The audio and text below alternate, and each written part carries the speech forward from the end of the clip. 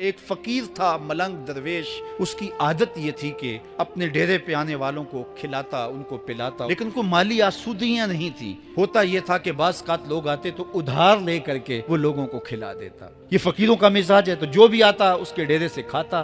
وقت آخر آ گیا، جن لوگوں نے ادھار دیا تھا وہ سارے تقاضا کرنے آ گئے۔ اب بابا جی کو کیا فکر لاحق ہے کہ یہ میرے مہمان اور میں ان کو کچھ پیش کرنے کی صلاحیت نہیں رکھتا۔ ایک بچہ تھا، وہ کچھ سامان بیچ رہا تھا، پتیسا بیچ رہا تھا یا کوئی اور چیز بیچ رہا تھا۔ کہا تم بیچ رہے ہو تو میرے مہمانوں کو کھلا دو۔ تو سارا ان مہمانوں کو کھلا دیا گیا، اور اس کے بعد کہا بابا جی پیسے؟ کہا تم بیٹھ جاؤ، جب ان کو ملیں گے تو تجھے بھی مل جائیں گے۔ وہ بیٹھ گیا، 2 4 10 منٹ بیٹھا تو بچہ تھا، پھر کھڑا ہو گیا، بابا جی پیسے؟ میری ماں میرا انتظار کر رہی ہے، ہمارے گھر کا چولہا اسی سے جلتا ہے، میں یہ پیسے لے کر جاؤں گا اور ہم شام کا گھر کا کوئی سلسلہ کریں گے۔ کہا بیٹا جب ان کو ملے گا تو تجھے بھی مل جائے گا۔ بچے نے رونا شروع کر دیا۔ یتیم بچہ تھا، اس کا سارا آسرا یہی تھا۔ جب بچہ رویا اللہ کی رحمت کو جوش آیا۔ کوئی مرید نذرانہ لے کے ان بزرگوں کے پاس آ گیا، وہ اتنے پیسے تھے کہ اس بچے کو بھی دیے، جتنے لوگ آئے تھے سب کا قرض چکایا۔ کہا جاؤ گھروں کو۔